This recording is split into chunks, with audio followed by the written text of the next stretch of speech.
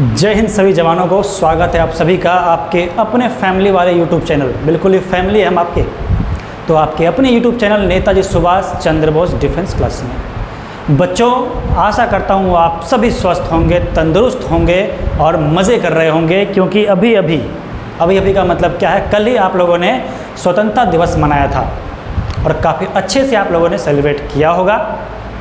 आशा करते हैं कि आगे भी हम इस स्वतंत्रता दिवस को अच्छे तरीके से मना पाएंगे और आपकी जो तैयारी है, यानी कि जो आप एनडीए में जाना चाह रहे हो, एयरफोर्स में जाना चाह रहे हो, ऑफिसर की लाइन में जाना चाह रहे हो, तो आपके लिए कितना मायने रखेगा स्वतंत्रता दिवस, ये आपको ही पता हो सकता है। तो बच्चों, मेरे साथ जुड़े रहे, हमारी टीम के साथ जुड़े रहे और ज़्यादा से ज़्यादा सब्सक्राइब करें चैनल को, ज़्यादा से ज़्यादा लोगों के पास पहुँचाए वीडियो, ताकि वो भी इसका लाभ उठा पाए। चलिए बच्चों, हम लोग कर रहे थे क्वाड्रेटिक इक्वेशन और क्वाड्रेटिक इक्वेशन में कुछ टॉपिक बच गए थे, जिस टॉपिक को मैं आपके सामने लाया हूँ। शायद से आप कुछ बच्चे जानते भी होंगे और अगर नहीं जानते तो आज हम देख लेते हैं। और इसमें है क्या, इस टॉपिक में इसके बारे में बात करते हैं बच्चों कि कंडीशन फॉर कॉमन रूट्स।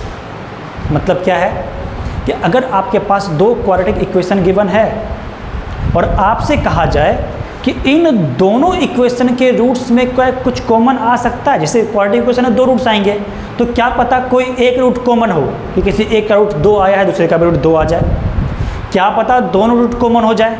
तो इसी के लिए मैंने बोर्ड पर आपके सामने लिख रखा है कंडीशन फॉर कॉमन रूट्स। अब क्या कंडीशन है बच्चों, जरा इसको देखिएगा ध्यान से, कि मान लीजिए आपके पास दो इक्वेशन है। पहला इक्वेशन आपको गिवन है, दूसरा इक्वेशन ये रहा आपके पास, और यहाँ पर a क्या है आपको पता है, a b c क्या है, कुछ और नहीं, कांस्टेंट है, जो यहाँ पर x के साथ मल्टीप्लाई है, x के साथ जब मल्टीप्लाई है उसे कांस्टेंट बोलते हैं। तो बच्चों, अगर मान लीजिए आपके पास जो है ये इक्वेशन, दो क्वाड्रेटिक इक्वेशन गिवन है और आपसे कहा जाए कि बताओ भाई इसका क्या हमारा रिक्वायर्ड कंडीशन है, किस कंडीशन पर जो है हमारा कॉमन रूट दिखेगा, या एक कॉमन रूट दिखेगा या दो कॉमन रूट दिखेगा, इस पर डिपेंड करता है। चलिए बच्चों देखते हैं ध्यान से।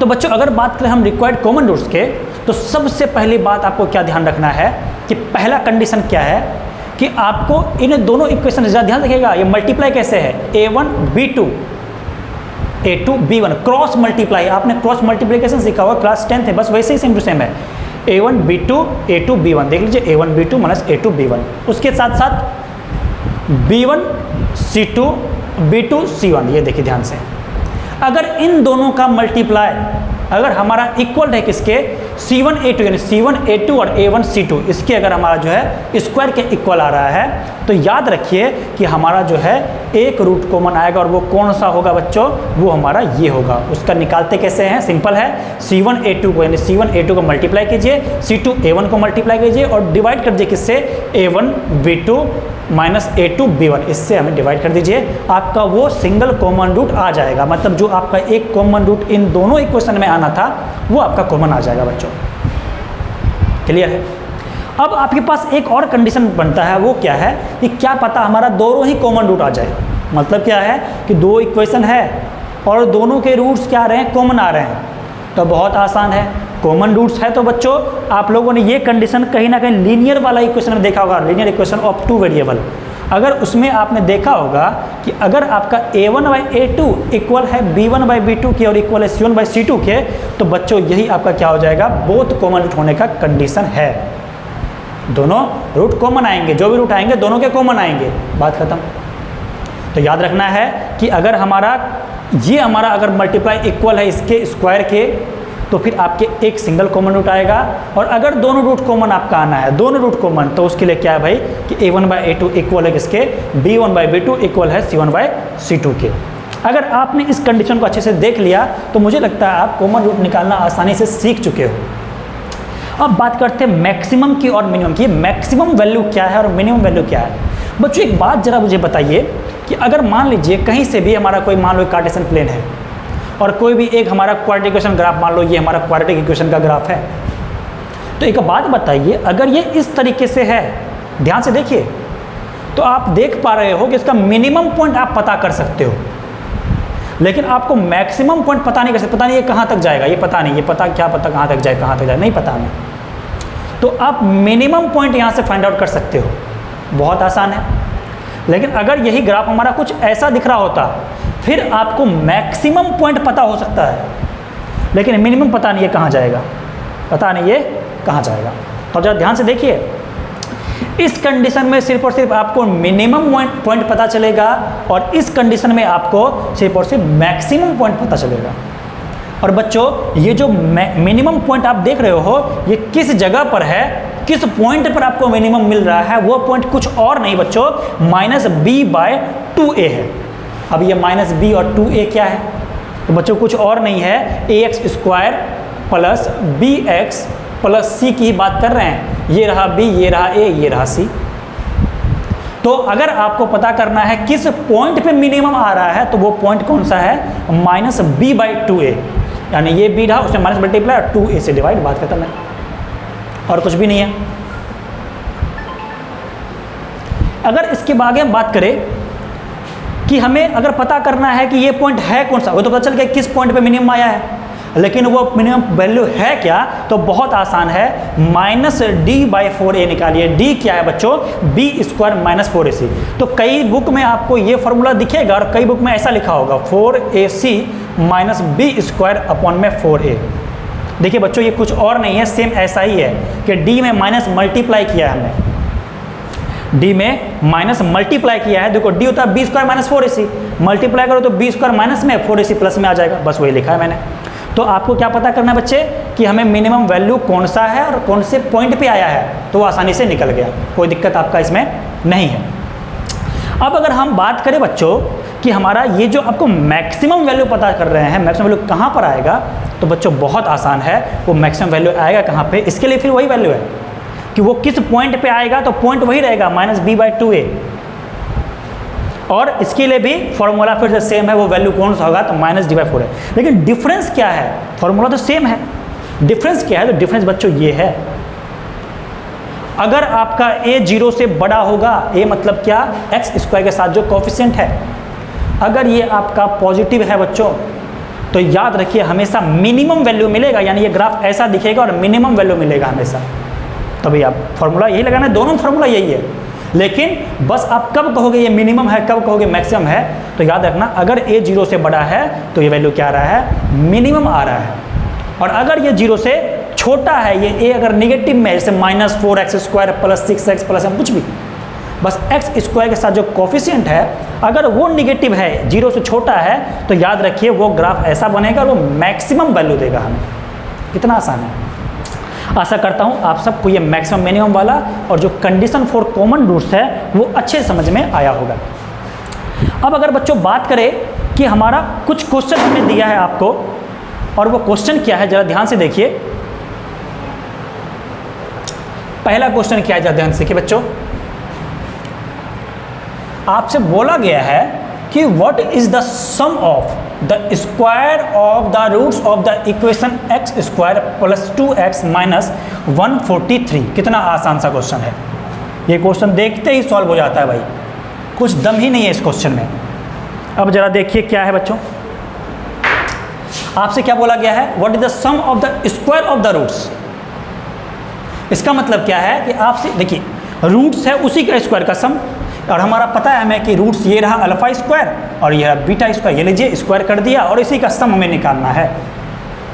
अब बच्चों सर ने आपको सिखाया तो नहीं है α² प्लस β² निकालना, लेकिन आपको ये तो सिखा रखा है ना कि a² प्लस b² क्या होता है, a प्लस b का होल स्क्वायर माइनस 2ab होता है।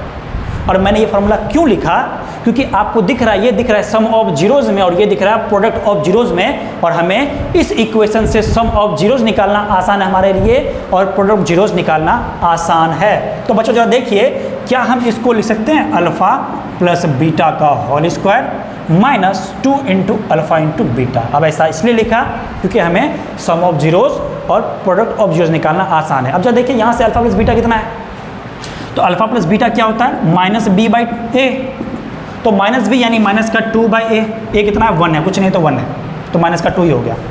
फिर अगर बात करें अल्फ़ा इंटू बीटा का यानी c/a, c कितना है माइनस का 143 अपॉन में a कितना है 1 लिखने का कोई मतलब ही नहीं बनता, यानी माइनस का 143। अब इन्हीं के जगह पर पुट कर दो भाई, सम ऑफ जीरोज रहा, सम ऑफ जीरोज कितना है -2, तो -2 का square -2 into product of zeros कितना आया प्रोडक्ट -143।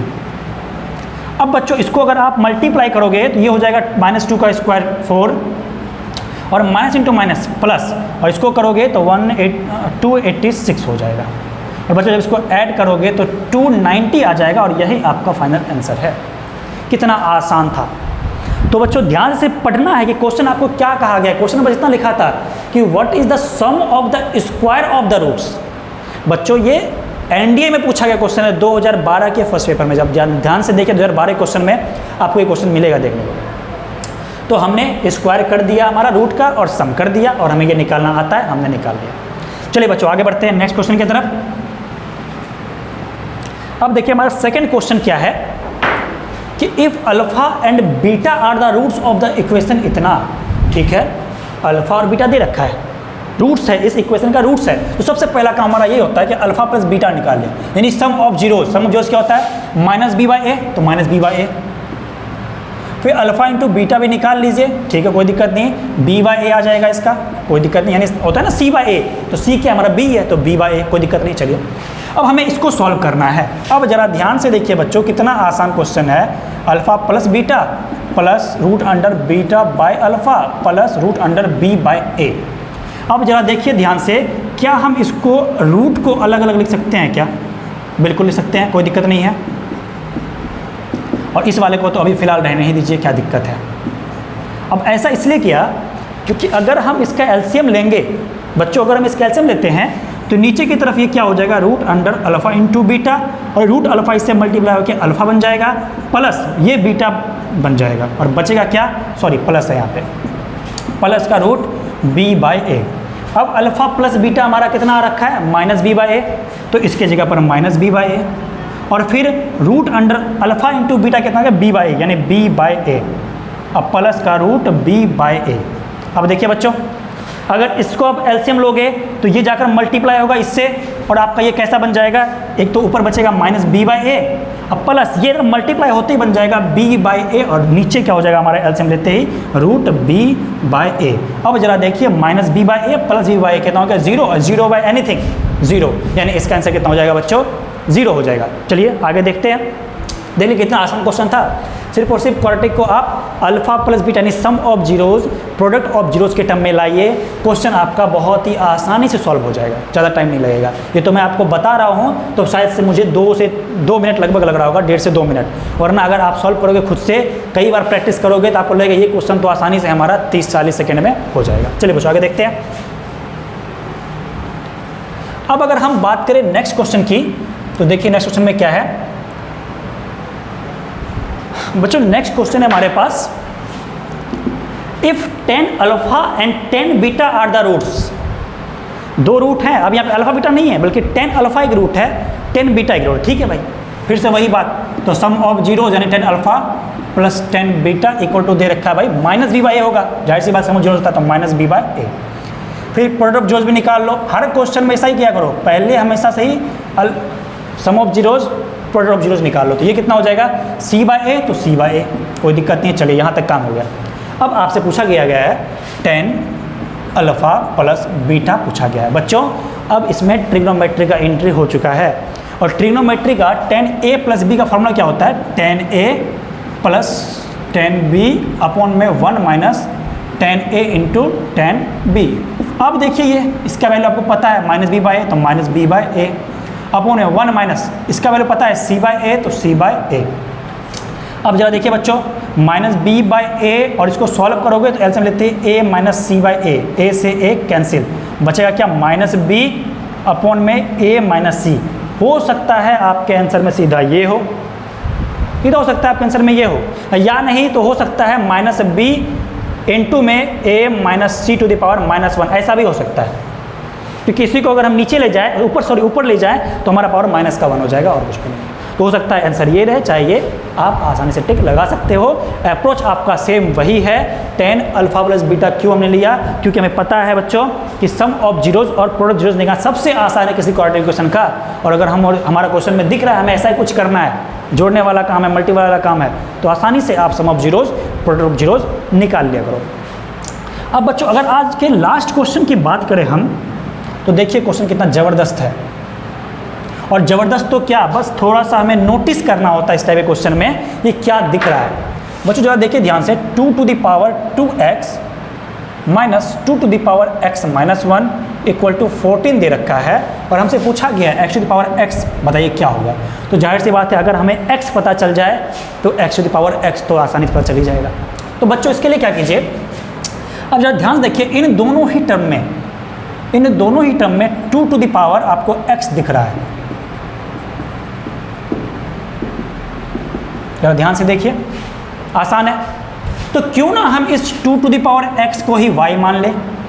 ऐसा मानने से ये कैसा हो जाएगा, y square minus y into 2 to the power minus 1, यानी नीचे लाएंगे तो ये क्या हो जाएगा, y बाई 2 इक्वल टू 14 हो जाएगा। देखिए कितना आसान है। अब जरा इसको सॉल्व कीजिए तो 2y square minus y by 2 equal to 14। अब अगर इस तरफ पे लाओगे या इसको इस तरफ लेकर जाओ तो ये हो जाएगा 2y square minus y equal to 28 और 2y square minus y minus 28 equal to 0 हो जाएगा। बच्चों कितना आसान है। अब अगर ऐसा किए तो हमें दिख रहा है कि सर ये क्वाड्रेटिक इक्वेशन है और क्वाड्रेटिक इक्वेशन सॉल्व करना जरूरी है। और ज़रूरी क्यों है, क्योंकि जरा देखिए ध्यान से, क्वाड्रेटिक है, इसी को सॉल्व करेंगे तो y आएगा और y हमने किसको माना है, 2 टू द पावर x को माना है, तो सॉल्व आसानी से हो जाएगा, x की वैल्यू आ जाएगी। अब जरा देखिए, आपको फैक्टराइज करना आता है, आसानी से कर सकते हो कि 28 इंटू 2 यानी 56, और 56 का फिर क्या हो जाएगा 8 इंटू 7। क्यों, क्योंकि 8 इंटू 7 को आप देखो 8 माइनस 7 करो तो 1 आएगा, हमें यहाँ पे 1y चाहिए। तो क्यों ना इसका फैक्टर क्या बन जाएगा हमारे पास, 2y स्क्वायर माइनस, सॉरी नीचे शायद से आपको दिख ना रहा हो तो मैं आपको ऊपर की तरफ कर देता हूँ।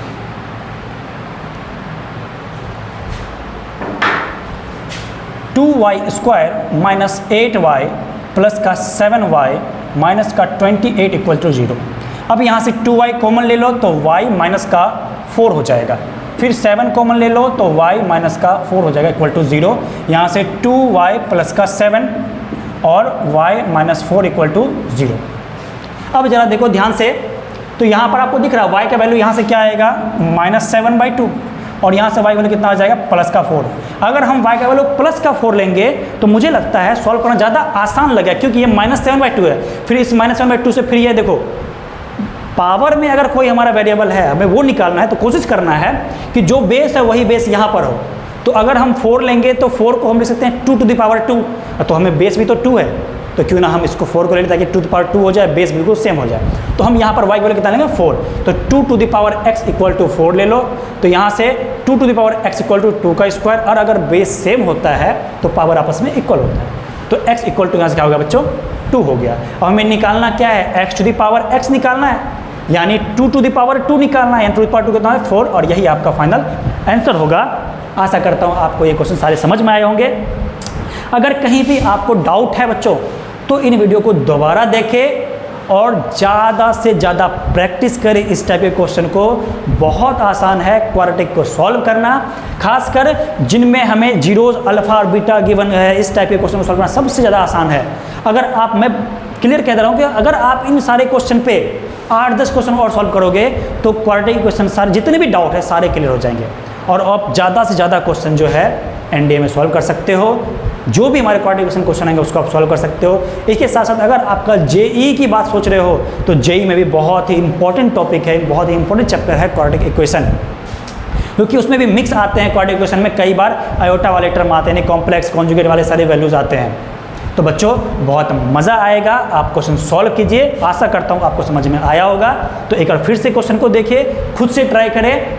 आज के लिए इतना ही, फिर मिलेंगे नेक्स्ट वीडियो में कुछ नए टॉपिक के साथ, कुछ नए क्वेश्चन के साथ। तब तक के लिए धन्यवाद। जय हिंद, जय भारत।